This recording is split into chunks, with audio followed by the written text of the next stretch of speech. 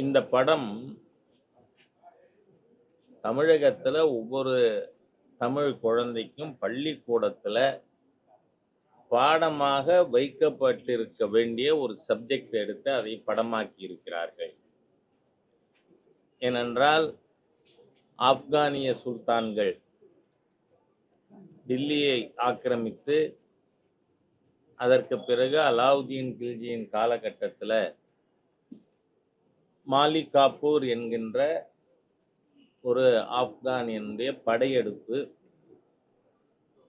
அதனால 100 ஆண்டுகளுக்கு மேல் தமிழகம் மத ரீதியிலாக ஆக்கிரமிக்கப்பட்டிருந்தது. இங்க நான் படிச்ச ஞாபகம் சரியா இருக்கும்னு சொன்னால், இந்த தேவகிரி வீழ்த்தப்பட்டது 1300களின் துவக்கத்துல 308 என்று ஞாபகம். அதற்கு பிறகு மாலிக் காஃபூருடைய படையெடுப்பு தொடர்ந்ததுதான்.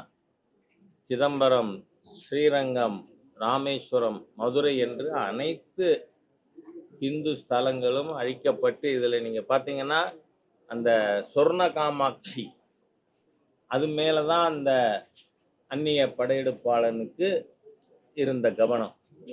அது அந்த மாதிரி இவையெல்லாம் அழிக்கப்பட்டு அதனுடைய நீட்சி தான்.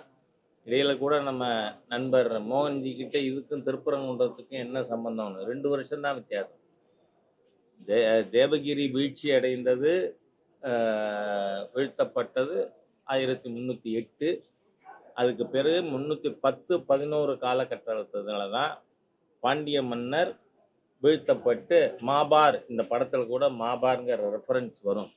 அது நம்ம மதுரையில் இருந்த சுல்தானகத்தினுடைய ஆட்சி தான். 1321லேருந்து 71, 72 வரை சுல்தானக ஆட்சி மதுரையில் இருந்தது. அந்த காலகட்டத்தில் தான் இந்துக்கள், இந்து பெண்கள் மிக மோசமாக நடத்தப்பட்டார்கள். இதில் இருக்கிறது அத்தனையும் சரித்திர உண்மை. நான் அந்த நீட்சி 10, 11க்குள்ள இன்னைக்கு போக விரும்பலை. ஏன்னா அது அடுத்த படமா, ஏன்னா தொடரும்னு போட்டிருக்கார் இந்த படத்துல நம்ம டைரக்டர்.